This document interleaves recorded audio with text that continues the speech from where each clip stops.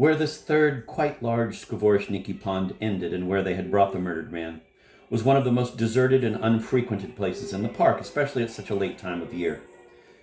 This end of the pond near the bank was overgrown with reeds. They set the lantern down, swung the corpse, and threw it into the water. There was a dull and long sound. Peter Stepanovich raised the lantern.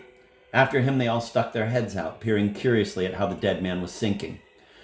But by then, nothing could be seen. The body with the 2 stones went under at once. The big ripples that spread over the surface of the water were quickly dying away. The matter was ended. "Gentlemen," Peter Stepanovich addressed them all, "we will now disperse. You undoubtedly must feel that free pride which is attendant upon the fulfillment of a free duty. And if, unhappily, you are now too alarmed for such emotions, you will undoubtedly feel it tomorrow, by which time it would be shameful not to feel it. As for Lyamshin's all too shameful agitation, I agree to regard it as delirium, all the more so in that they say he really has been sick since morning. And you, Virginsky, one moment of free reflection will show you that, in view of the interests of the common cause, it was not possible to act upon a word of honor, but precisely as we have done. The consequences will show that there had been a denunciation. I agree to forget your exclamations. As for danger, there is none to be expected. No one will even think of suspecting any of us, especially if you yourselves know how to behave. So the main thing still depends on you yourselves and on your full conviction, which I hope will grow firm in you by tomorrow. And that, incidentally, is precisely why you united together into a separate organization of the Free Assembly of the Like-Minded, so as in the common cause to share your energy among yourselves at a given moment and, if need be, to watch over and observe each other. Each of you owes a higher accounting. You are called to renew the cause, which is decrepit and stinking from stagnation. Keep that always before your eyes for encouragement. In the meantime, your whole step is towards getting everything destroyed, both the state and its morality. We alone will remain, having destined ourselves beforehand to assume power. We shall rally the smart ones to ourselves and ride on the backs of the fools. You should not be embarrassed by it. This generation must be re-educated to make it worthy of freedom. There are still many thousands of Shatovs ahead of us. We will get organized so as to seize the tendency. It is shameful not to reach out and take what is lying there idly with its mouth gaping at us. I'm now going to Kirilov, and by morning there will be a document in which he, on dying, by way of an explanation to the government, will take everything upon himself. Nothing could be more plausible than such a combination. First of all, there was enmity between him and Shatov. They lived together in America, so they had time to quarrel. It is known that Shatov changed his convictions. The enmity, then, was because of convictions and the fear of denunciation. That is the most unforgiving kind. All this will be written down just that way. Finally, it will be mentioned that Fedka lodged with him in Filipov's house. Thus, all this will completely remove all suspicion from you, because it will throw all those mutton heads off. Tomorrow, gentlemen, we will not see each other. I'll be away in the district capital for a very short time. But the day after tomorrow, you'll have reports from me. I would advise you, in fact, to spend tomorrow at home. We will now set out by twos on different routes. You, Tolkachenko, I ask to occupy yourself with Lyamshin and take him home. You may influence him and, above all, impress upon him the extent to which he will be harming himself, first of all, by his faint-heartedness. Your relative, Shigliov, Mr. Virginsky, I do not wish to doubt any more than I do you yourself. He will not denounce us. His action remains regrettable, but all the same, he has not yet announced that he is leaving the society, so it is too early to bury him. Well, quick now, gentlemen. They may be mutton heads, but there's no harm in being prudent. Virginsky went with Urkel, and handing Lyamshin over to Tolkachenko, Urkel had managed to bring him to Peter Stepanovich and announced that he had come to his senses, repented and begged forgiveness, and did not even remember what had happened to him. Peter Stepanovich went off alone, choosing a way around the other side of the pond, skirting the park. This was the longest route. To his surprise, Laputin overtook him almost midway. Peter Stepanovich, you know, Lyamshin's sure to denounce us. No, he'll come to his senses and realize that if he denounces us, he'll be the first to go to Siberia. Nobody will denounce us now. You won't either. And you? No question, I'll have you all tucked away the minute you make a move to betray, and you know it. But you won't betray anything. Is that why you ran more than a mile after me? Peter Stepanovich, Peter Stepanovich, you know we may never see each other again. What gives you that idea? Tell me just one thing. Well, what? I wish you'd clear off, though.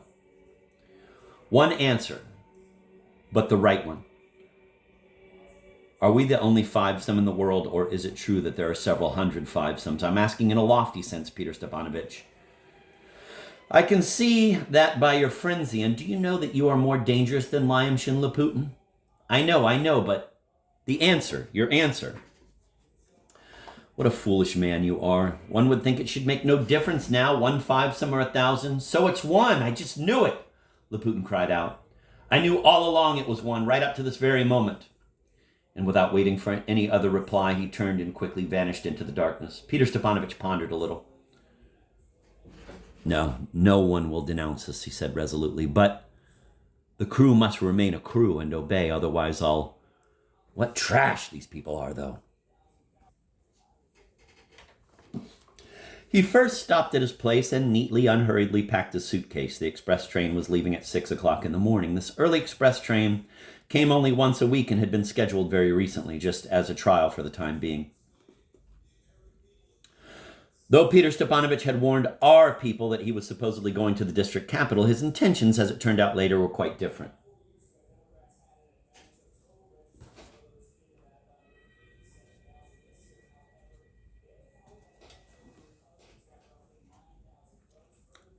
After finishing with the suitcase, he settled accounts with the landlady, whom he had notified ahead of time, and moved in a hired carriage to Urkel's place, which was near the station. And only after that, at approximately 1 o'clock in the morning, did he go to Kirilov's, where he again penetrated through Fedka's secret passage.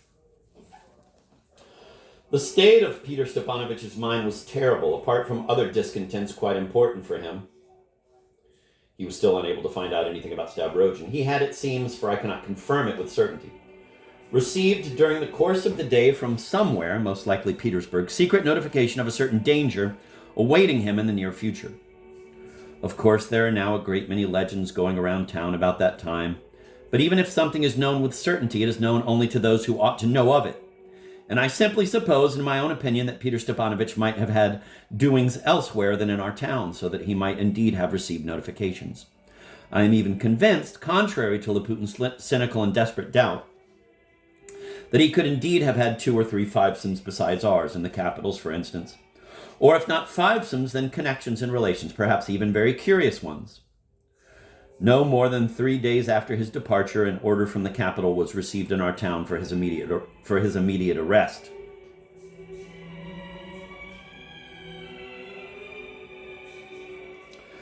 No more than 3 days after his departure, an order from the capital was received in our town for his immediate arrest. For what actual doings, ours and some others, I do not know. The order arrived just in time to increase the staggering, almost mystical sense of fear that took possession of our authorities and our hitherto stubbornly frivolous society on the discovery of the mysterious and highly portentous murder of the student Shatov, a murder that filled the measure of our absurdities, and of the extremely enigmatic circumstances that accompanied this event.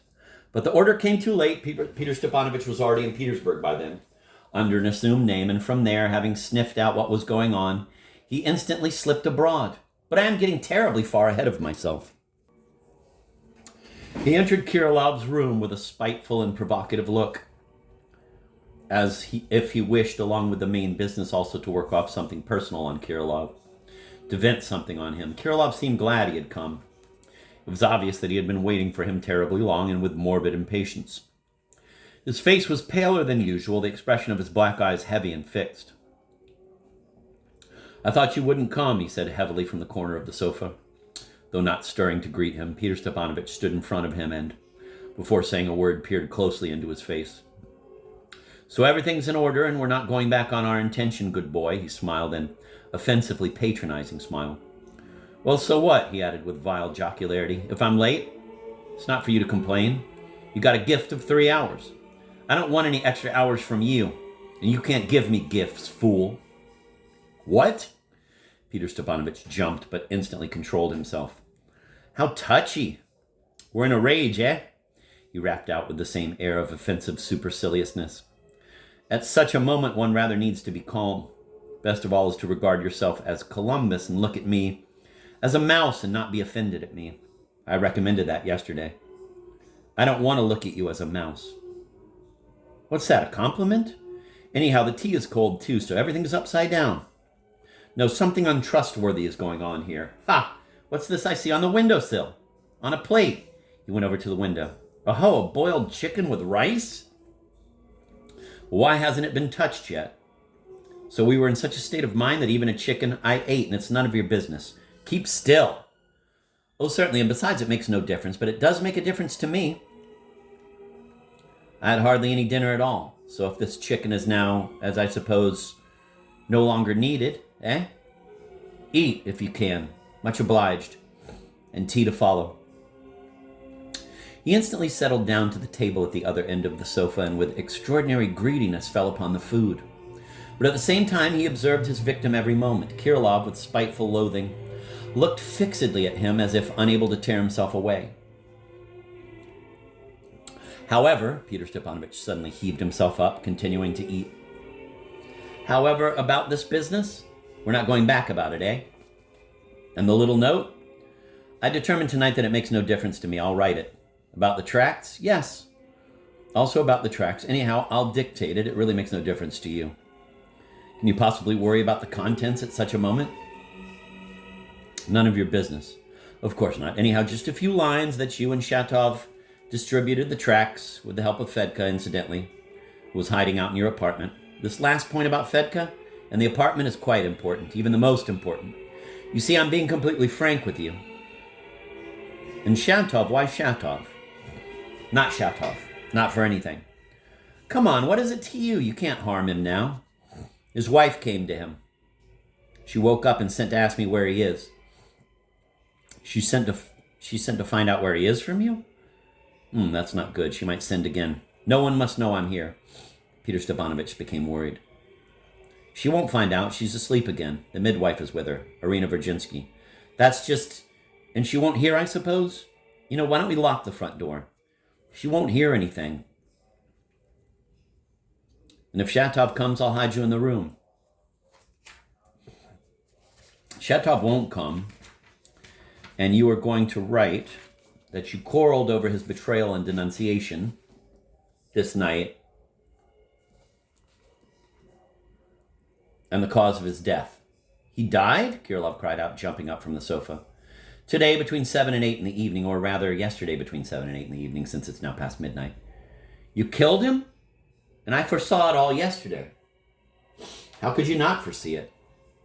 With this revolver. He pulled out the revolver ostensibly to show it, after which he did not put it away again, but went on holding it in his right hand as if in readiness. You, however, are a strange man, Kirilov. You yourself knew it would have to end this way with that foolish man. What else was there to foresee? I chewed it all over for you several times. Shatov was preparing a denunciation. I was watching him. There's no way to let it go at that. And you, too, had instructions to watch him. You told me so yourself 3 weeks ago. Keep still. You did it because he spat in your face in Geneva. For that and for other things. For many other things. Though without any malice. Why jump up like that? What's this posturing? Oh, so that's how we are. He jumped up and raised the revolver in front of him. The thing was that Kirilov had suddenly snatched his revolver from the windowsill, loaded and ready since morning. Peter Stepanovich positioned himself and aimed his weapon at Kirilov. The latter laughed spitefully. Confess, scoundrel, that you took out the revolver because I'm going to shoot you. But I'm not going to shoot you, although, and again he aimed his revolver at Peter Stepanovich as if trying it out, as if unable to deny himself the pleasure of imagining how it would be to shoot him.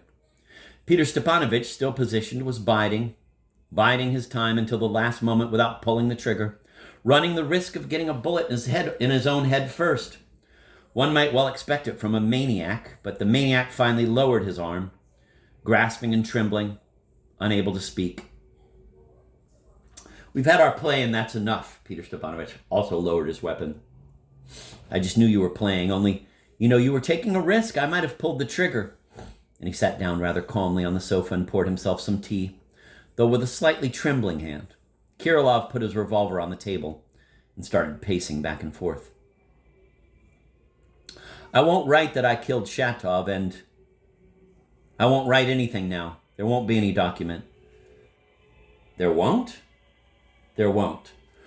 What meanness and what foolishness, Peter Stepanovich turned green with anger. I anticipated it, though. Let me tell you that you haven't caught me unawares. However, as you wish. If I could force you, I would. You are a scoundrel, though. Peter Stepanovich became more and more unable to stand it. You asked us for money that time and made a whole cartload of promises, only I still won't leave you without the result. I'll still see at last. I'll see at least how you blow your head off. I want you to leave here now. Kirilov stopped firmly in front of him. No, sir. That I won't. Peter Stepanovich grabbed his revolver again. You might decide now from spite and cowardice to put it all off and go and denounce us tomorrow. To procure a bit of cash again. They do pay for such things. Devil take you, paltry people like you are ripe for anything. Only don't worry, I foresaw it all. I won't leave before I've blown your brains out with this revolver, like that scoundrel Shatov's. If you turn coward and put off your intention, devil take you. You absolutely want to see my blood, too. It's not out of malice, you understand. Makes no difference to me. And so as not to worry about our cause. One can't rely on people. You see that yourself. I don't understand a thing about your fantasy of killing yourself. I didn't think it up for you. You did yourself. I didn't think it up for you. You did yourself even before me, and you originally announced it not to me, but to the members abroad. And notice, none of them tried to elicit anything. None of them even knew you at all, but you yourself came with your confidences out of sentimentalities. So what's to be done if right then on that basis, with your own consent and offer, make note of that, your offer, a certain plan for local actions was made, which it is now quite impossible to change. You put yourself in such a position that you now know too much. If you turn tail and go tomorrow with a denunciation, that might prove rather unprofitable for us, don't you think? No, sir, you committed yourself, you gave your word, you took the money. There's no way you can deny that.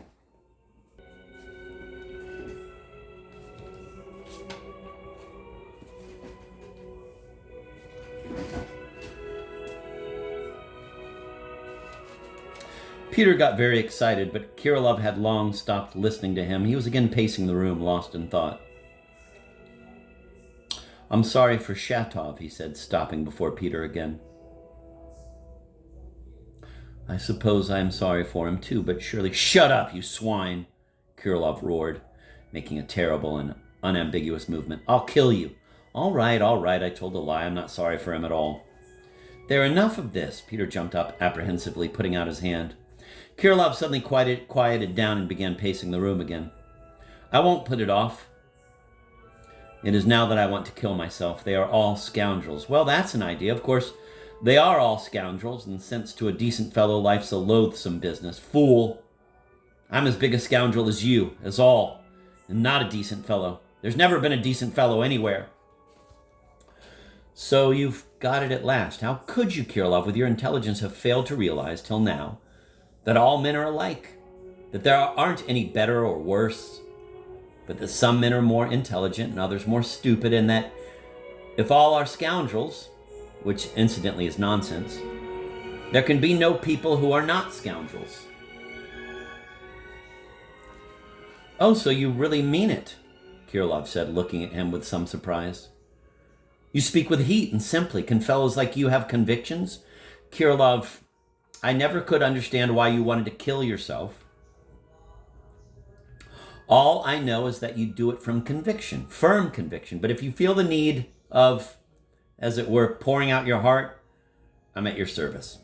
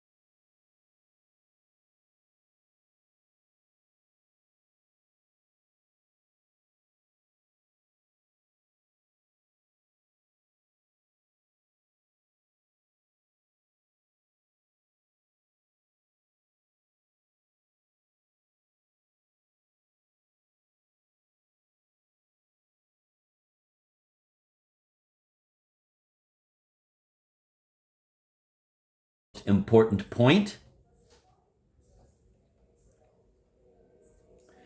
It's like a beggar who has inherited a fortune and is afraid of it and does not dare to go near his bag of gold, thinking himself too weak to own it. I want to express my self-will. I may be the only one, but I'm going to do it. Do it. I'm bound to shoot myself because the most important point of my self-will is to kill myself. But you're not the only one to kill yourself. There are lots of suicides. Those have a motive. I'm the only one to do it without any motive, but simply of my own free will. He won't shoot himself, the thought flashed through Peter's mind again. You know what? He observed irritably. To show my self-will, I should, in your place, have killed somebody else and not myself. You'd be very useful to us then. I could tell you whom, if you're not afraid. Then you needn't shoot yourself today. We could come to terms. To kill someone else would be the least important point of my self-will. Such a suggestion could only have come from a man like you. I am not you. I want the most important point, and I will kill myself. He worked it out all by himself, Peter muttered angrily under his breath. I must affirm my unbelief, Kirillov said, pacing the room again. For there's nothing higher for me than the thought that there's no God. The history of mankind is on my side. Man kept inventing God in order to live so as not to have to kill himself. To this day, the history of mankind consists of just that. I am the first man in history to refuse to invent God. I want it to be known always. He won't shoot himself. He won't, Peter thought worriedly. But who'll know about it, he said aloud. There are only the two of us here. Perhaps Laputin. Everybody will find out. They'll all know. There are no secrets that don't become known. It was he who said so. And with feverish excitement, Kirillov pointed to the icon of the Redeemer lighted by a little lamp. That made Peter lose his temper altogether. So in spite of everything, you still believe in him, and you've even lighted that lamp just in case, right? And as Kirillov didn't answer, Peter added, I maintain that you believe more than any priest. Believe in what? In him? Kirillov stopped, staring ahead into emptiness with the expression of a visionary. Listen, I'll tell you something great. Once 3 crosses stood in the center of the earth. One of the 3 of those crosses believed so completely that he said to another, Today you will be with me in paradise. By the end of the day, both of them died. They went and they found nothing. No paradise, no resurrection, nothing. His words didn't come true. Listen now. That man was the best on earth. He represented that which makes life worth living. The whole planet with everything on it is sheer insanity without that man. There hadn't been anyone like him before, nor has there been since. Never. And therein lies the miracle. That there never has been and never will be such a man. Now, since the laws of nature didn't spare even him, didn't spare even that miracle, and forced even him to live among lies and to die for a lie, it proves that the whole planet is a lie and is based on a lie and an inane smirk. It proves, too, that the laws of nature are a pack of lies and a diabolical farce. So what's the point of living? Answer, if you are a man.